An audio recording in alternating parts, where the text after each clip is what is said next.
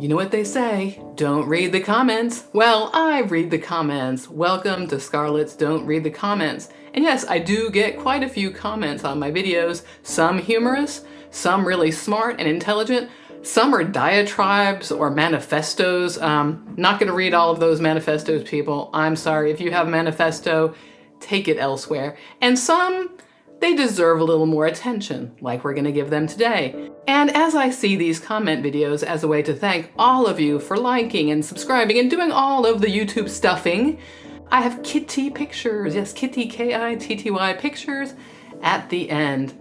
But before we get started on the comments, a little story time. What a week it has been. This has been something very, very interesting. All of the little things that have happened that are unusual.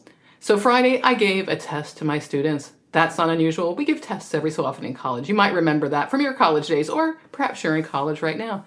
And as I was looking out the window, a red-tailed hawk came into the tree next to my classroom with a bird and started eating it. Yeah, so that was cool. Never happened while I was teaching, and it's very interesting to watch the hawks in action. Then, an hour later, my second class comes in, settles down for the test, and what should happen but an earthquake in New Jersey. Now, you might be in a place that has earthquakes a lot. New Jersey does not tend to get earthquakes. We're not quite in one of those active zones, so at first you don't even know what is happening. It's just a shaking sensation, like maybe a truck is going by, except this lasts a lot longer and no truck actually goes by. Of course, this earthquake was no big deal here. Nobody got hurt, nothing happened, nothing even fell off a shelf or anything. Just kind of an interesting occurrence. And then, of course, on Monday, there was the eclipse. Now, I wasn't in the path of totality, but still the moon covered quite a bit of the sun and it got dark out there, and we made a little pinhole camera, really cool stuff. I also looked on the NASA website to look at all the things, and I've seen all the pictures online, and so that was really fun. And it's my birthday this week, so yeah, what a week. Now, if I were a superstitious person, I might think that these were all signs and portents about the year to come. But as it is, I have been in other earthquakes, and I have seen other eclipses, and I have watched birds do things like swoop and take other prey and all kinds of stuff like that. It's just a coincidence. It's kind of fun to note these things. The author in me would like to put this in a book and then make it become real signs and portents and all that.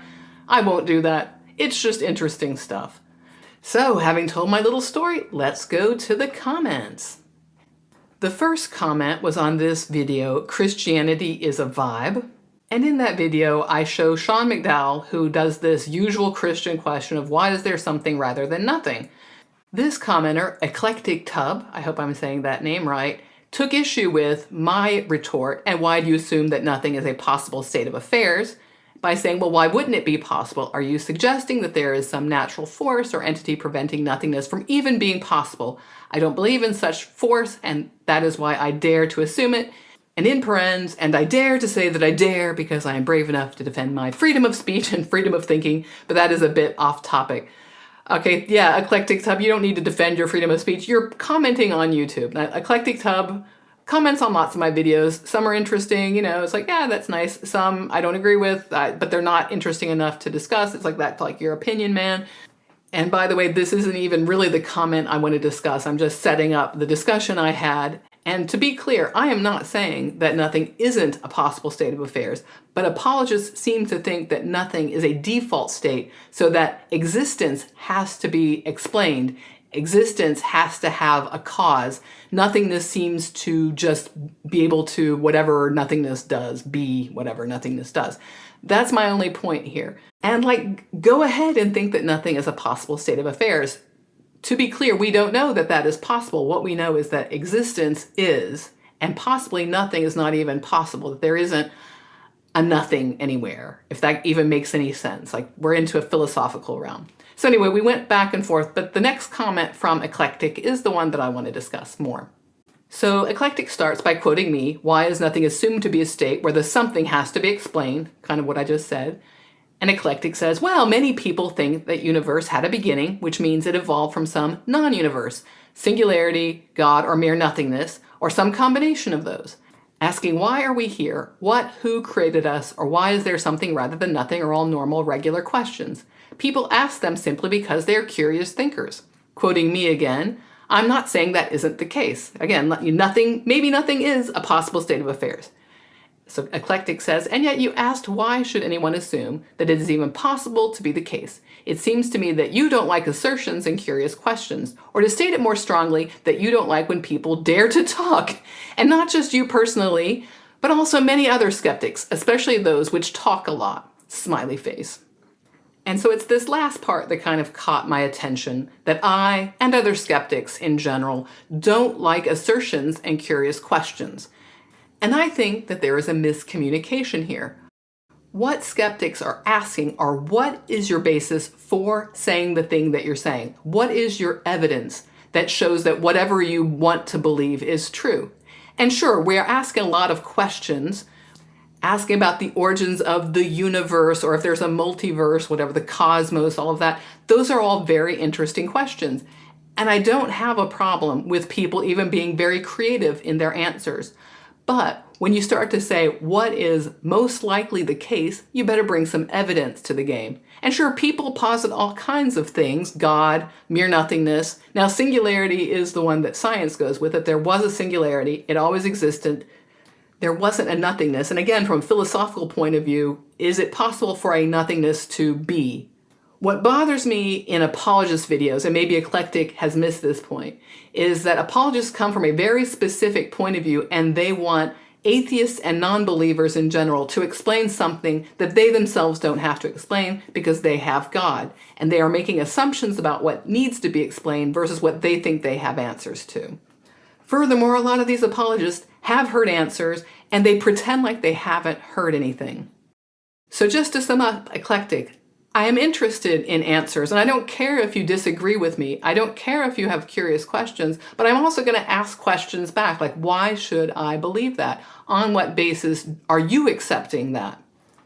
Like, if you just want to go out and go like, hey man, wouldn't it be cool if, like, on a drug trip or something, like, fine, that can be fun. It's just, I'm not going to hang my belief on that kind of thing. That's it. All right, the next comments came on this video, a garbage take on Christian nationalism. So Eagle Scala Grimson 2941 or whatever says, the title is accurate. This is a garbage take on Christian nationalism, but it's so much more than that. It's also a garbage take on Christianity, God, and rights. It even references Wikipedia and a comment section to really make sure it's the dumbest take it could possibly be. Very impressive. And of course, this commenter is talking about my video, not the video that I was commenting on. Now, to be clear, my video was not a take on Christian nationalism. And it wasn't a take on Christianity, it wasn't a take on God, and it wasn't a take on rights. I only touched on any of those things in a superficial way because the video wasn't about that stuff. I'm not going to go into detail in every video about everything because we would be here like till the heat death of the universe on some of these topics. But what I wanted to show was defending Christian nationalism by saying, ooh, the Declaration of Independence says that our rights come from the Creator, which is God. Therefore, anybody who's a Christian and loves their country is a Christian nationalism. It's dumb. I showed the comment section to show how all of the people in the comment section were going, amen. There's even a dude in that comment section going, I'm a Hindu, but I'm a Christian nationalist. I mean, how dumb can you be?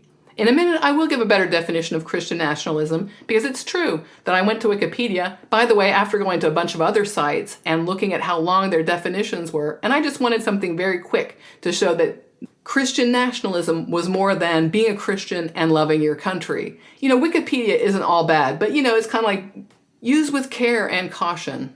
Maybe you liked the original video and you thought it's great the two idiots are misunderstanding Christian nationalism and polluting what the meaning is so that when other people read it in the newspaper, they themselves don't understand what they're reading, but fine. On that same video, Move I Got This 5659 said, I don't see any Christians pushing for laws saying you have to go to church or be a believer. So I think this is another person that doesn't understand what Christian nationalism is because that isn't what it is. A lot of Christian nationalists will say that they will tolerate other religions, as long as they stay in their place and Christianity is the law of the land, so to speak. This person also said pulling the Bible from public schools in the 50s has had a major impact on the country. And as long as I've been alive, I've seen these kind of complaints. I have no idea what this person's specific complaint is. A lot of people answered them in the comment. But yeah, you can look around and you can see lots of good things, and you can look around and you can see lots of bad things. And one of the things is we're alive today and we can see the bad things, and we maybe don't see the bad things from the past. Or like if you're thinking Leave It to Beaver was a documentary as opposed to something that was completely fictitious, and not many people had lives like that. Anyway, we're not going to deal with any more of that comment. We're going to move on. Still on that video of Christian nationalism, Steve Weber 707 says, I have made some attempts to engage with Christian nationalists, and one of the first things I had to come to terms with is that almost nobody means the same thing by those words. I have come across some that agree that the separation of church and state is both good and a central American principle. Unfortunately, when delving into what they really believe, keeping religion out of government is not what they want or support. The other thing I would note is almost invariably, in an effort to harmonize their patriotism with their religion, they read things into their Bible instead of using the Bible as their guide. So while I am not intending on playing the no true Christian game, Christian nationalists redefine both our country's founding principles and their Bible to suit their narrative. I have no problem at all in saying that plenty of good Christians find Christian nationalism abhorrent. Now, I agree with so much of what Steve Weber says here, and I think that sometimes people want to muddy the waters about what these things are. They want to sneak their agenda in while pretending to have other objectives. And sometimes I think people are really confused, like maybe some of the people in the video or in the comments that I showed in my garbage take video, where they just really do think, I love my country and I'm a Christian, and Christian nationalism, but nationalism and patriotism are not the same thing. So maybe it's instructive to go find out what people call Christian nationalism. There was a piece in the New York Times by David French on February 25th, 2024. What is Christian nationalism exactly? Let's just take a scroll through this. It is an opinion piece, but it's got a lot of good information. And you know, by the way, there are other resources out there. So let's start with this little part here. To understand what Christian nationalism is, it's important to understand what it is not. It is not Christian nationalism if a person's political values are shaped by the individual's Christian faith. In fact, many of America's most important social movements have been infused with Christian theology and Christian activism. You know, this is some of the point that I was trying to make. It's not Christian nationalism just because you're Christian.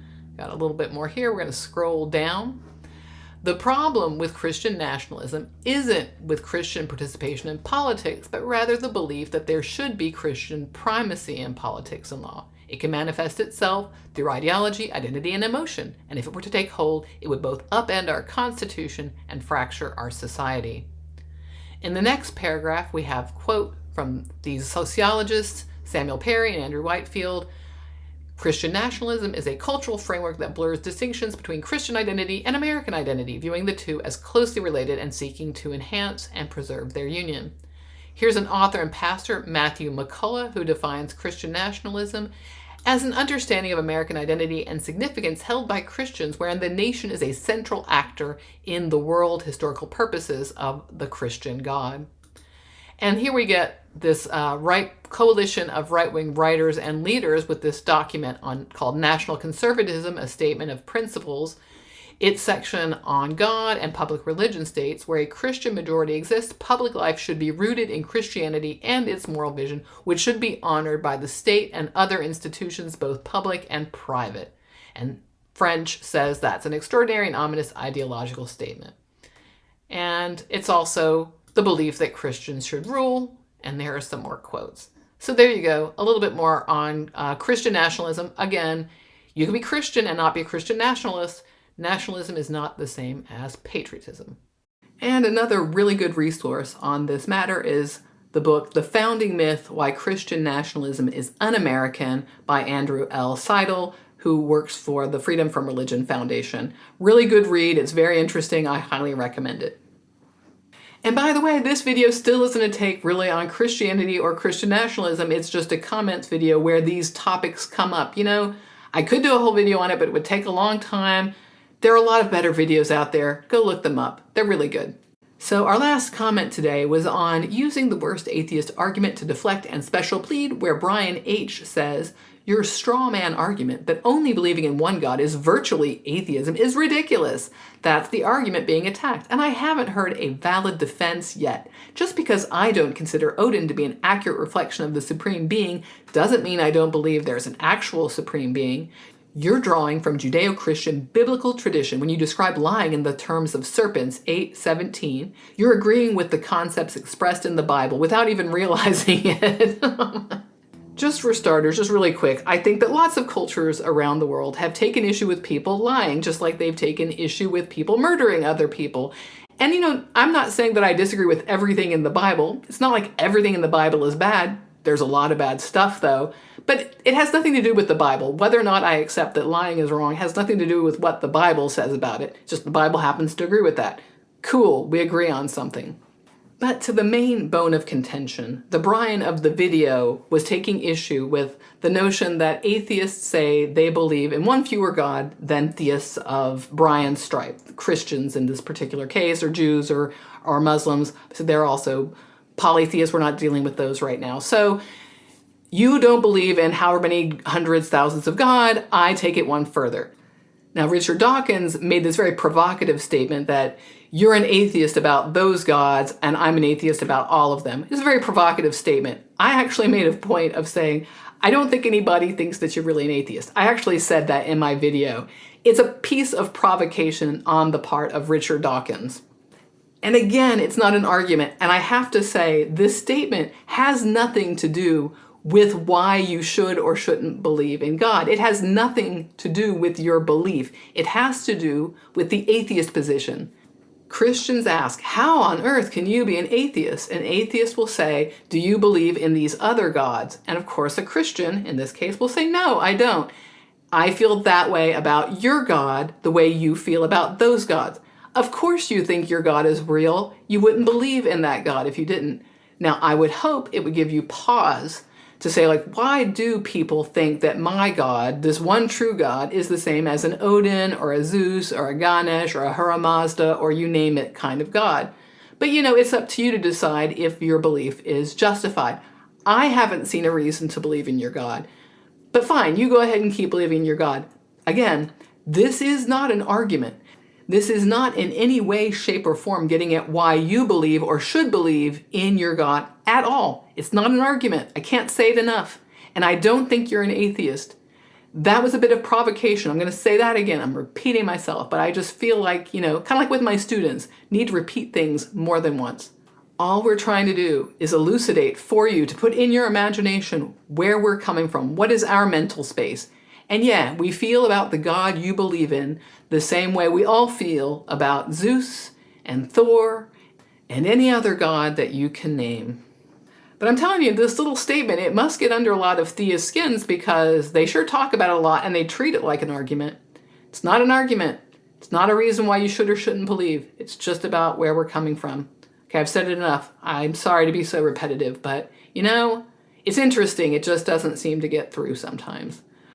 All right, after that, it is time for the kitty pics.